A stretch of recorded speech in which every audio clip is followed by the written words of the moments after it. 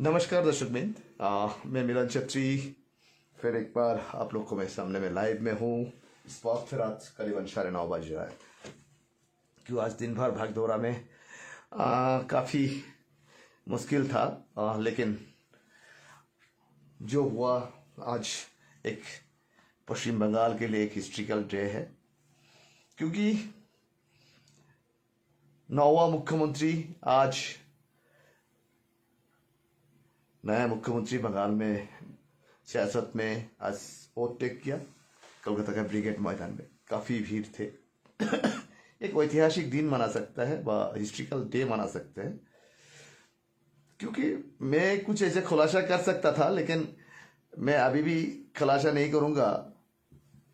बाहर का राजनीति लेकर कुछ शब्दों प्रयोग कर सकते हैं, लेकिन अभी मुझे लगता है अच्छा वक्त नहीं है।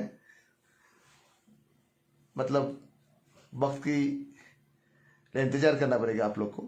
तो चलिए, आज जो कोलकाता का ब्रिगेड मैदान में प्रधानमंत्री की उपस्थिति में central home minister, defence minister Rajnath Singh, साथ ही बहुत सारे राज्य का मुख्यमंत्री की उपस्थिति थे और डेजिग्नेटेड बहुत डेलीगेट्स वहाँ पे थे। डेलीगेशन मेंबर लोग था जो आज वोट टेकिंग समारोह में खुलाम शपथ ग्रहण हुआ।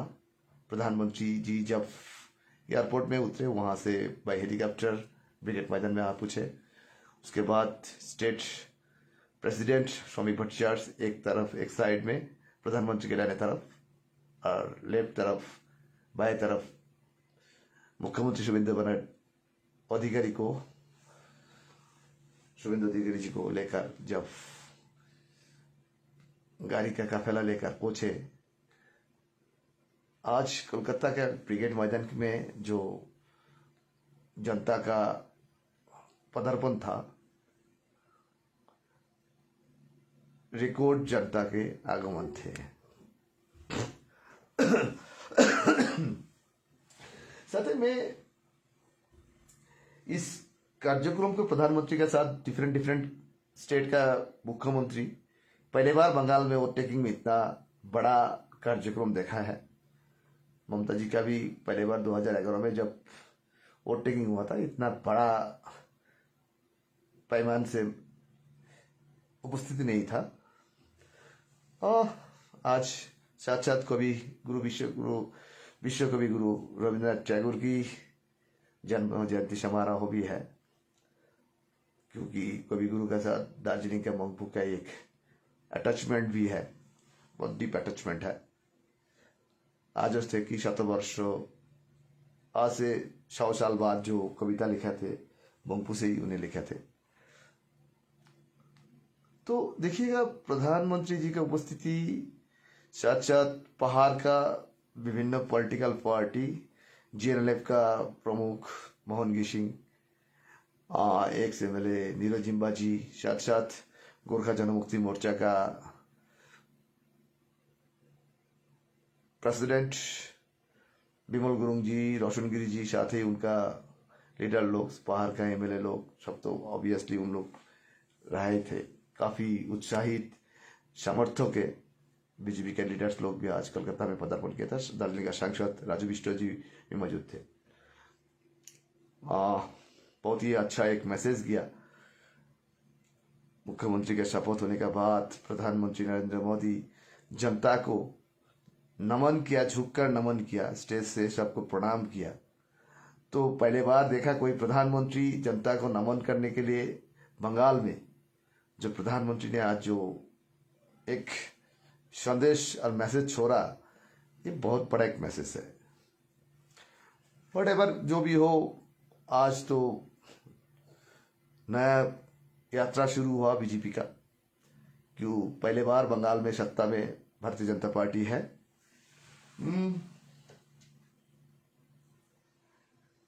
ये जो सारे आज मुख्यमंत्री ओवरटेकिंग के बाद एक मीटिंग भी संपन्न किया, एडमिनिस्ट्रेटिव मीटिंग भी संपन्न किया। आज उनका दिन भर शेड्यूल टाइट इतना था जो सबको मालूम ही है। मैं तौजबीर बोलते हैं एक बात, और तौजबीर भी आज के ज़माना में बहुत कुछ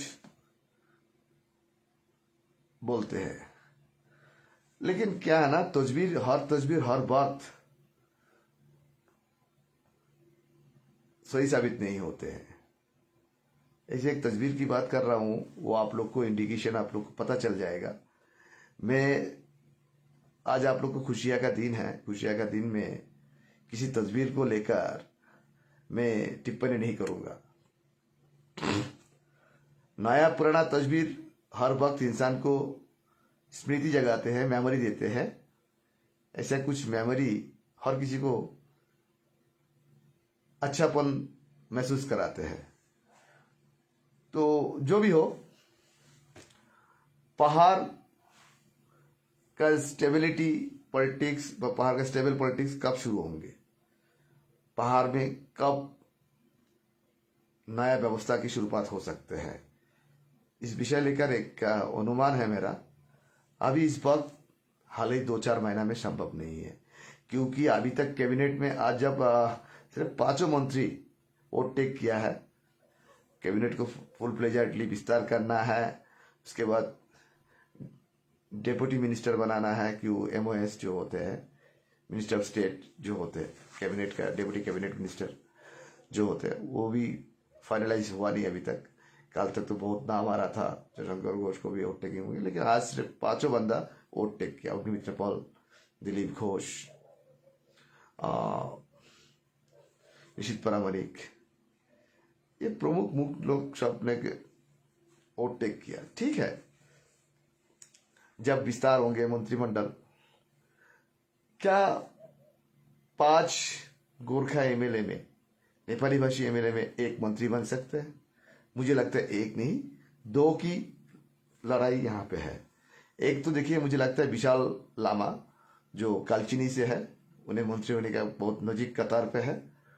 और दूसरा जो है कालिम्पोंग से भरत छेत्री है, उनका भी संभावना बहुत उज्जवल लग रहा है मुझे व्यक्तिगत स्तर पे।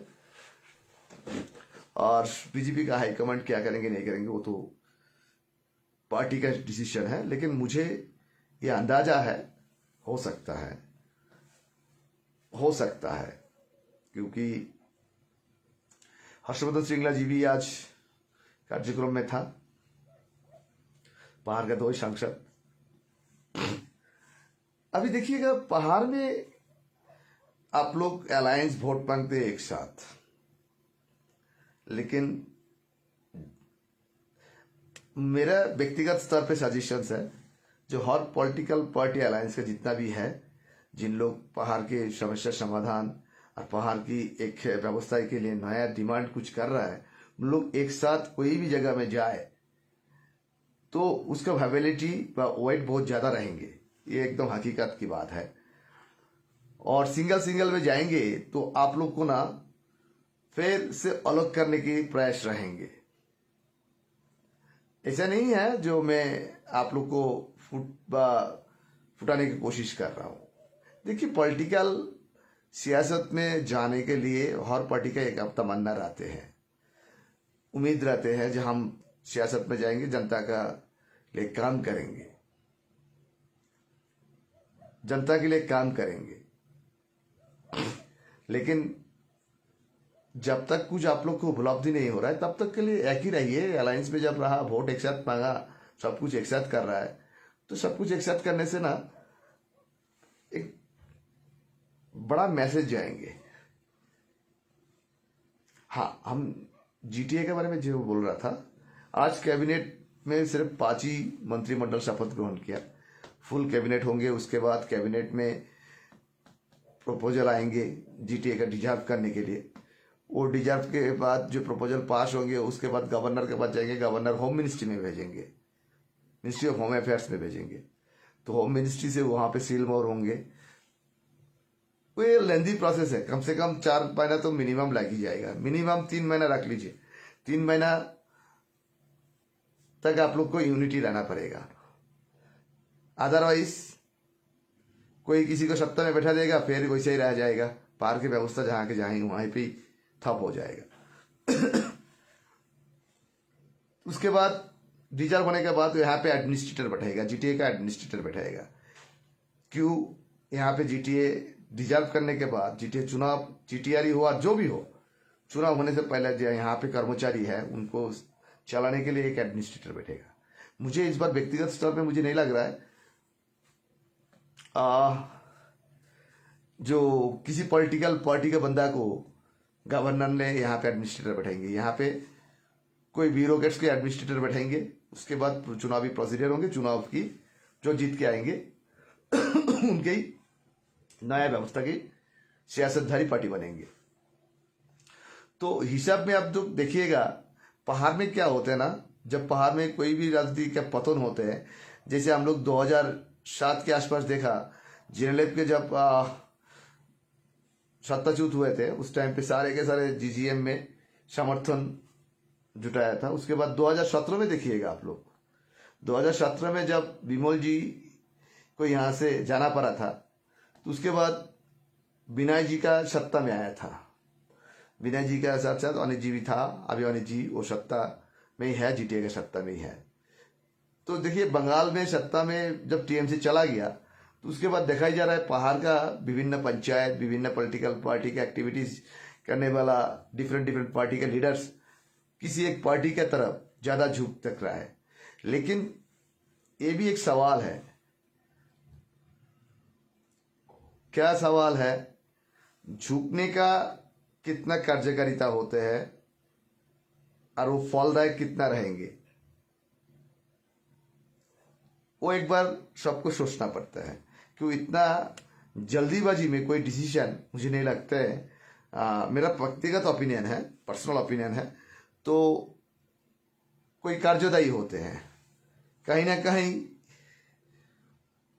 मिस डिसीजन पर रॉन्ग डिसीजन भी हो सकता है। क्योंकि पहाड़ में एक बात आप लोग को हम बता दे रहा है, बंगाल में जो सत्ताधारी पार्टी होते हैं, पहाड़ में वो सत्ताधारी पार्टी के साथ एक लाइजनिंग मेंटेन करना ही पड़ता है। जैसे देखिए, गिशिंग साहब का टाइम में लेफ्ट और सेंट्रल में कांग्रेस के साथ अच्छा लाइजनिंग था। जब ममता जी का सत्ता आया, ममता जी का सत्ता में आने के बाद विमल जी का भी ममता जी का साथ अलायंस था, अच्छा रेपो था, बीच बीच में बिगाड़ गया था। दिल्ली का साथ तो उनका है ही है। तो उसके बाद 2017 में देखिएगा, 17 में जब अनित जी, विनय जी जब आया था, इन लोग का साथ भी बंगाल का सियासतधारी जो भी सत्ता में था उनके साथ अच्छा रेपो था। तो आज शुभेंदु अधिकारी जी का बीजेपी का गवर्नमेंट फॉर्म हुआ, तो यहाँ पे भी देखिएगा, अभी तो बहुत सारे पॉलिटिकल पार्टी है, जेएलएफ है, जीजीएम है, बीजेपी यहाँ पे भी उन लोग विस्तार कर रहा है। जितना ना घोजा मोमो का पंचायत सदस्य है, उससे तो ज्यादा बीजेपी का सदस्य है बाहर में। जेएलएफ का जितना भी ना हो, उससे ज्यादा तो बीजेपी का है। तो एक्टिविटी देखेंगे, बीजेपी एक यूनिट होके जीता, एक सिंगल वोट से, एक सिंगल पार्टी के तरफ से नहीं जीता। जेएलएफ, जीजीएम, बीजेपी, गोरानीमो सब मिलाकर, कुल मिलाकर ये एक जीत हासिल किया। दूसरी तरफ देखिएगा, अनित जी का पार्टी का सिंगल वोट का संख्या 1,70,000 के ऊपर में है। अजय जी का पार्टी का सिंगल वोट संख्या लाखों का ऊपर में है। तो बहुत चीज आप लोग को कैलकुलेशन करना पड़ता है। सरकार में जो आते हैं, सरकार एटॉन्सली कोई डिसीजन नहीं लेते हैं, एटॉन्सली कोई डिसीजन नहीं लेते हैं। सरकार बहुत सोच समझ कर डिसीजन लेते हैं। नेता तो बोल ही देते हैं जो कुछ ना कुछ व्यवस्था लेके ही देंगे। तो शायद अभी डबल इंजन का सरकार है, इस डबल इंजन का सरकार का पास उतना कसरत नहीं करना पड़ेगा, उतना जवाबदेही नहीं करना पड़ेगा। उनका भी मालूम है दार्जिलिंग का समस्या के बारे में, सेंट्रल को भी मालूम है। तो एक अच्छा रैपो वाला सरकार पहाड़ की गठबंधन के साथ है, तो ऑब्वियसली जो चीज काफी वक्त लगते थे वो थोड़ा जल्दी होंगे। ट्राइपार्टाइट मीटिंग भी जल्दी होंगे, क्यों प्राइवेट मीटिंग का अभी मुझे लगता है उतना जरूरी भी नहीं है। क्यों, हाँ जरूरी उस वक्त होंगे जब जीटीए रिजर्व हो जाएंगे, सेंट्रल से जब रिजर्व करने का आदेश दिया जाएगा होम मिनिस्ट्री से, तो उसके बाद क्या होंगे ना, एडमिनिस्ट्रेटर बैठेंगे, प्राइवेट मीटिंग होंगे जो क्या व्यवस्था दे सकता है, अखंडित बंगाल रख के, बंगाल को विभाजन ना करके अखंडित बंगाल रख के क्या व्यवस्था दे सकता है, तो उस विषय लेकर बातचीत दो एक राउंड मीटिंग हो सकता है। उसके बाद ममता जी ने जैसे एडवांसली जीटीए दिया था, शायद उससे भी अच्छा ही कुछ सेंट्रल ने व स्टेट ने सोच के रखा है। बीजेपी सियासतधारी पार्टी का, सत्ताधारी पार्टी का बड़ा थिंक टैंक कर लोग, तो उसी तरीके से एडवांसली ये भी बन जाएंगे। तो उसके बाद चुनाव की प्रक्रिया होंगे, तो एक टाइम का बाइंडिंग का इशू है। लेकिन यहाँ पे जैसे पहले कब मीटिंग होंगे, टाइपाटेट कब होंगे, एक इंतजार की घड़ी करना पड़ते थे, घड़ी इंतजार का घड़ी देखना पड़ते थे जे आएगा आएगा मीटिंग का डेट। लेकिन इस बार उतना कठिनाई सामना नहीं करना पड़ेगा कि सबको मालूम है। तो मैं जो बात कर रहा था, मेरा बात किसी को तीता लग सकता है, क्यों आज जो मैं बोलता हूं कल वो चीज को और पॉलिटिकल पार्टी मैक्सिमम फॉलो देते हैं। बाहर में किसी का पास मेरा बात तीता लग सकता है, क्यों किसी पार्टी का जो समर्थक होते हैं उनके पास मेरे बात कि उनके पास पसंद नहीं भी हो सकता है। मेरे बात हर चीज पसंद होंगे ऐसे तो कुछ ठिकाना नहीं है, तो कुछ भी जरूरी नहीं है। मेरा बात आप लोग को पसंद होना जरूरी व आवश्यक है, लेकिन बात तो इस जगह पे तीता, सच हमेशा तीता होते हैं। मैं किसी एक तस्वीर के बारे में बात कर रहा था। मैं तस्वीर बोलते हैं, तस्वीर देखते हैं। आज मैं बोल रहा हूं किसी एक तस्वीर लेकर काल में देखिएगा, पहाड़ में किसी ने फेसबुक में ऑल में डिफरेंट डिफरेंट शब्द छोड़ेंगे नया पुराना तस्वीर के लेकर। ये विवाद चलेंगे 2-4 दिन, क्योंकि पहाड़ में कोई ठोस चीज लेकर बातचीत बहुत कम होते हैं। मतलब ये डिजिटल प्लेटफॉर्म में बेमतलब की इतना इतना बात होते हैं, उसमें आदमी को कन्वर्ट कर देते हैं। फोकस पॉइंट जो होता है वहां से डिफोकस कर देते हैं, डीरेल कर देते हैं। रेल का जो लीक होता है, रेल का जो ट्रैक होता है, वो ट्रैक से डीरेल कर देते हैं। तो व्हाटएवर मैं क्या बोलने चाह रहा था, समझदार आदमी का इशारा ही काफी है। और किसकी तरफ बोला मैंने वो शायद उन लोग देख रहा भी है, सुन रहा भी है, उन लोग समझ भी गया है मैं क्या बोलने चाह रहा था। लेकिन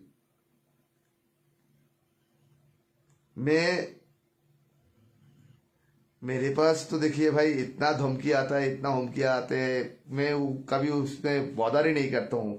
इतना मैसेज आता है, इतना गंदा गंदा मैसेज भेजते हैं मुझे। कोई एक टाइम में बिमल जी का जब दबदबा था 2007 से, मुझे बोलते थे इन लोग मैं बंगाल गवर्नमेंट का दलाल हूं। फिर अभी इन लोग का जो फेसबुक में कमेंट आता है मैं टीएमसी का दलाल हूं। काल का दिन में इन लोग बोलने लगेगा मैं बीजेपी का दलाल हूं। मैं दलाल तो देश का हूं, मैं किसी पार्टी का ताबेदार नहीं हूं। मैं दलाल तो हूं 100%, शायद मेरा देश के लिए है, किसी पॉलिटिकल पार्टी का, कोई पॉलिटिकल पार्टी का लीडर का नहीं हूं। और एक बात मुझे लग रहा है 14 तारीख का विमल जी ने जो ऐलान किया था, जो जीटीए घेराव, लालकोटी घेराव, वो घेराव मुझे लग रहा है पोस्टपोन्ड हो रहा है, कैंसिल नहीं पोस्टपोन्ड हो रहा है। ये मेरा व्यक्तिगत ओपिनियन है। क्यों, नया सरकार सियासत में आया, आज लॉ एंड ऑर्डर का इशू है, शायद विमल जी को परमिशन नहीं देंगे ऐसा लग रहा है मुझे। क्या बता सकता है, मैं इतना ही बोल के मैं विदा लेना चाहूंगा, क्योंकि आज बोलने का लायक का कुछ भी नहीं है। इतना ही था। आप लोग के पास मैं आशीर्वाद मांगूंगा, क्योंकि मेरा इस महीना से बहुत काफी फॉरेन टूर में है, क्योंकि G7 में हम सहभागिता लेने फ्रांस को एल्बेना में जाऊंगा। SB64 बोल के एक क्लाइमेट एंड सस्टेन का प्रोग्राम है, जर्मनी का बोन में हो रहा है। उस प्रोग्राम में भी हम शामिल रहूंगा। और दिल्ली में भी इस महीना का अंतिम में इंडिया साउथ अफ्रीका समिट भी हो रहा है, उस समिट पे भी हम सहभागिता जनाऊंगा। DSTV छोटा प्लेटफॉर्म है, लेकिन इस छोटा प्लेटफॉर्म को दुनिया की हर बड़ा बड़ा इवेंट में भी इनविटेशन आते हैं और हम लोग जाते भी हैं।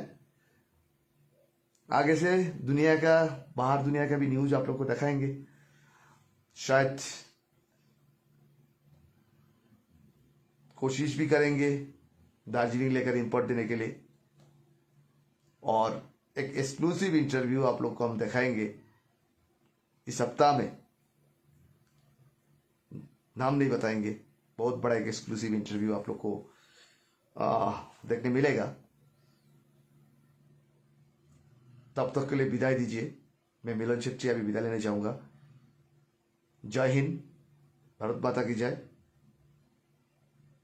वंदे मातरम, जय हिंद।